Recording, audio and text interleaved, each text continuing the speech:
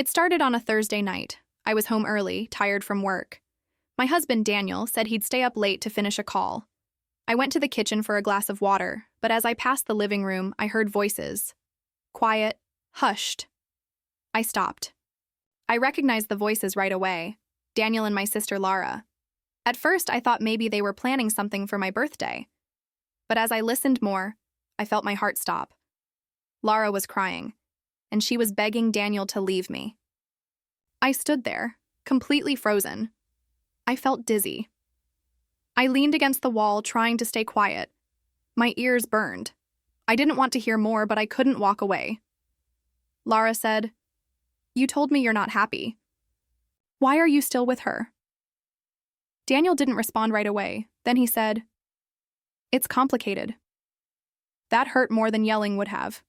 My own husband couldn't even say he loved me. My sister kept pushing.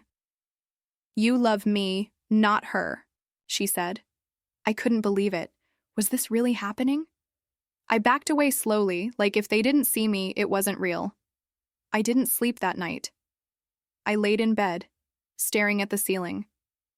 Daniel came in later, acting normal, like nothing had happened. He kissed my forehead and said, "You okay?" I nodded. I didn't trust my voice. My thoughts were spinning. How long had this been going on? Did everyone else know? I kept thinking about every moment Lara and Daniel had ever spent together. The way she laughed at his jokes. The way he always looked a little too comfortable around her. It made me sick. But I didn't cry. Not yet. I needed to stay calm. The next day, I acted normal. I made breakfast, kissed Daniel goodbye, and went to work. But inside, I was boiling. I didn't confront him.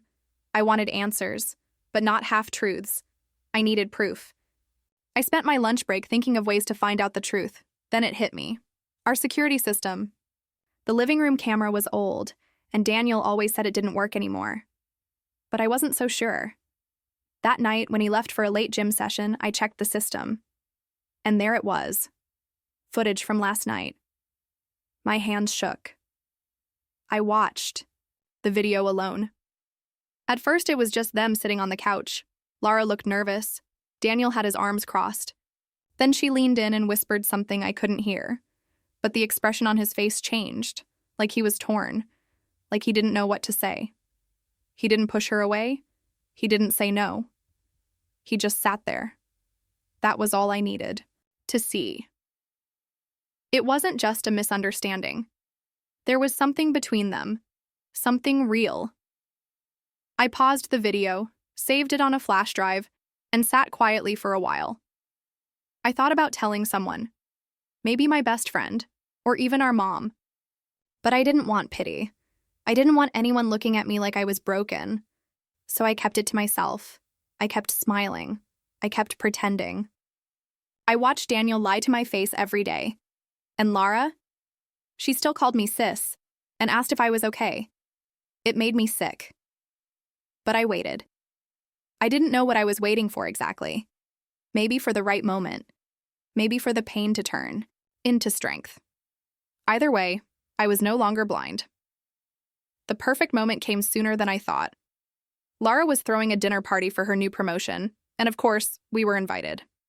Everyone would be there. Family, friends, co-workers. I saw an opportunity, not to scream or throw drinks like in movies. I wanted to show everyone the truth without saying a word. So I made a plan. I copied the security footage onto a second flash drive and set it up to play on her TV using her media app. I knew her password. She had told me before. She trusted me. How ironic. That night, I wore a simple black dress. Daniel said I looked beautiful. I smiled and thanked him, hiding the anger in my chest. When we arrived, Lara greeted me with a hug. I returned it. She smelled like roses. Always did. Her house was full of people laughing, drinking, talking. No one knew what was about to happen. I waited until dessert when everyone was relaxed. Lara raised a glass to thank everyone for coming. Then I walked over to the remote. "Let's watch something fun," I said cheerfully. My hand didn't even shake. The room went silent as the footage began to play. At first, people were confused. Then the whisper started. Is that Daniel? Isn't that Lara?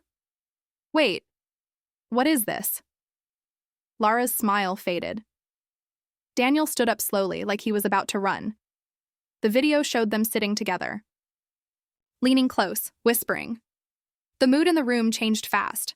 You could feel the tension, thick like fog. Lara's face turned pale. Daniel looked like he wanted to disappear. I just stood there, holding my wine glass, watching their shame unfold. I didn't speak. I didn't have to. Someone asked, "Is this real?" I nodded. My voice was steady. "Yes. I found this on our home security last week." The silence broke. People gasped. Some walked out. Our mom started crying. Lara tried to speak, but no words came out. Daniel reached for my arm. I stepped back. "You both got what you wanted," I said. "You're free now. I'm done pretending." Then I left. Just walked out. I didn't need to scream. I didn't need revenge. The truth was loud enough. And in that moment, I felt something I hadn't felt in weeks. Peace. I stayed in a hotel that night. Alone. I cried, finally. Not for them. For me. For all the time I wasted trusting the wrong people. But I also felt proud. I didn't lose my mind. I didn't let the pain destroy me. I faced the truth and walked away with my head held high. The next morning, I started looking for a new apartment, a new life. I texted Daniel one sentence. "The lawyer will call you Monday." I blocked Lara. She didn't deserve an explanation. She made her choice. I was just finishing the story. The days after were quiet, painfully quiet. I turned off my phone for a while. I needed space from the noise. No more messages, no fake apologies.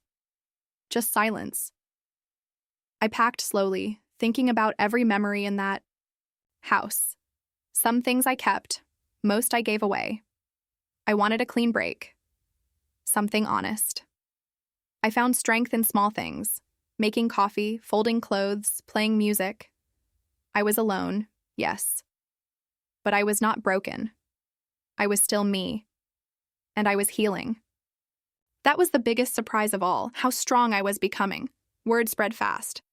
Friends reached out, shocked. Some said I was brave. Others didn't know what to say. A few even defended Lara.